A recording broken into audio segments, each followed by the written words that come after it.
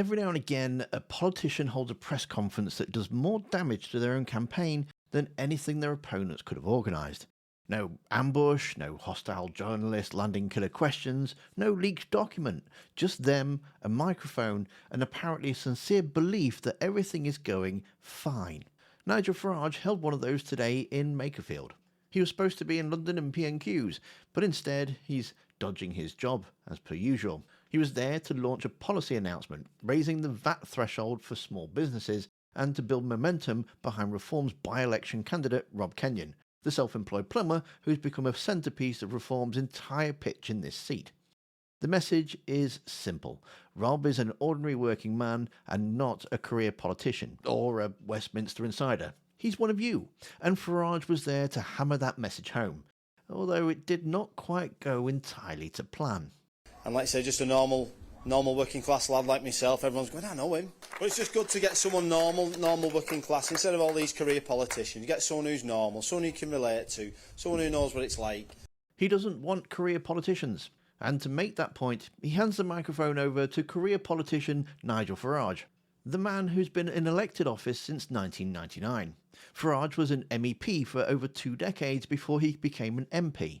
He's so comfortable with his record that later in the same press conference, making the case against the EU red tape, he cited his own tenure with such precision. And I can tell you, after 20 years, 7 months, 3 days and 4 hours as an MEP. 20 years, 7 months, 3 days and 4 hours? He counted it in hours? That's the timekeeping of a career politician, one who's been drawing a public salary in one parliament or another longer than Rob Kenyon's been fixing boilers. And as the MP for Clacton, the man warning Makerfield voters that the dangers of sending someone to Westminster who doesn't represent them, Farage has been absent for 77 consecutive votes in Parliament.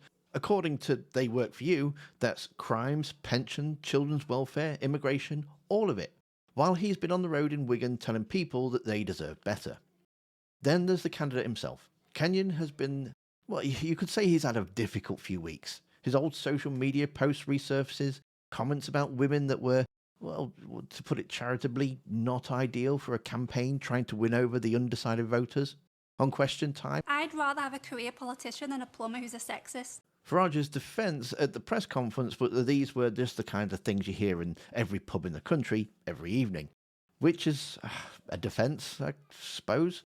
Not an obvious vote winner among the half the population that, uses pubs and isn't a man.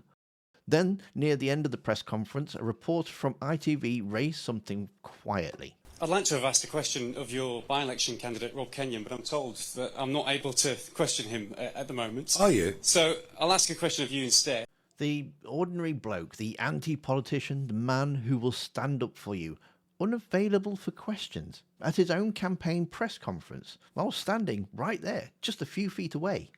Now, James O'Brien reported on LBC that when Farage's team previously attempted a press conference, journalists were asked to pre-submit their questions for approval by 5 o'clock the previous evening.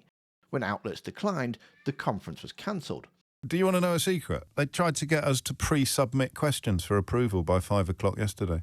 I presume all media organisations were only going to be allowed to ask him a question if they'd pre-submitted it for approval. This is the great champion of free speech. Yes, we would like to ask Nigel Farage just how he has ended up being so wonderful. Nigel Farage, who will talk about anything, anywhere, anytime, any place, except the James O'Brien programme, which he's too terrified to appear on for 12 years and counting. And then even after trying to introduce that hideous measure, pulling out of the whole thing because he's a massive coward. That's obviously James O'Brien's account, but what independently established is that a room full of journalists spent 50 days without a press conference and got one this week, and somehow nobody managed to ask anything about any of the following. Farage received $5 million from Christopher Harbon, the crypto billionaire based in Taiwan, weeks before announcing he'll stand for Parliament. He didn't declare it. The Parliamentary Standards Commissioner is now investigating. Then there's the house. Farage bought a $1.4 million property in Surrey in May of 2024, weeks after the hard-won money arrived. His spokesman told the BBC the house was paid for from his I'm Celebrity fee, roughly $1.5 million before tax. The Financial Times looked into the accounts and his personal media company, Thornton Aside Limited, and found that the company's cash position actually increased after the house purchase.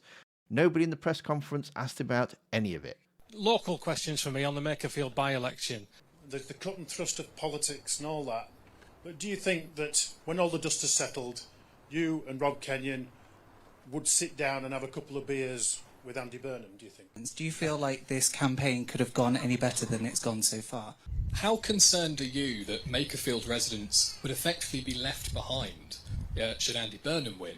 This is the context for the Nottinghamshire story. When Reform took control of Nottinghamshire County Council, the council leader banned Nottingham Post from speaking to him or any of his councillors after they published a story he didn't like. No interviews, no press releases, no invitations to public events. Leader of Nottinghamshire County Council, Mick Barton, has banned councillors from speaking to journalists at a local newspaper, saying the party will not engage with any other media outlet. That's not good, is it, when it comes to freedom of speech?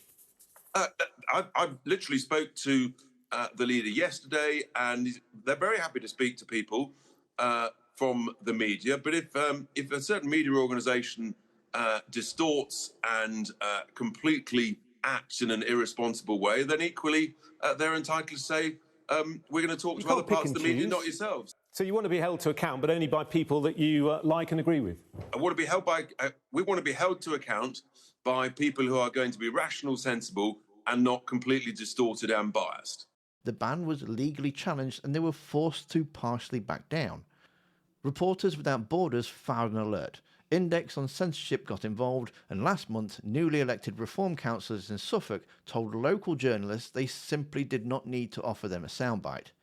A party that campaigns on free speech, that presents itself as the authentic voice of the working people against an out-of-touch establishment, and that it treats scrutiny everywhere it gains power as an attack to be managed. Kenyon being shielded from an ITV reporter is a small thing on its own, but it isn't on its own. It sits alongside 50 days of silence, a room full of journalists who somehow asked nothing about a $5 million undeclared gift or a house purchase that didn't add up, and a constant pattern of Reform closing the door on accountability the moment anyone gets close enough to knock on it. And we know they're interested because this was asked of Richard Tice only just this morning. Why is Nigel Farage still refusing to face proper scrutiny over the £5 million given to him by Christopher Harben? And is this the kind of transparency we can expect from Reform if you do get into government? And can you clarify specifically whether Nigel Farage or any other members of the party accepted other significant donations that have not been declared? So there's no one more transparent who does more press conferences, frankly, than us at Reform. I mean, here we are today. We take all questions. And I think actually Nigel has given a number of interviews. He's been very clear. He wasn't in politics when that gift was made. He believes the advice has been absolutely clear that it's within the rules. Obviously, we've got the Parliamentary Standards Commissioner looking at it.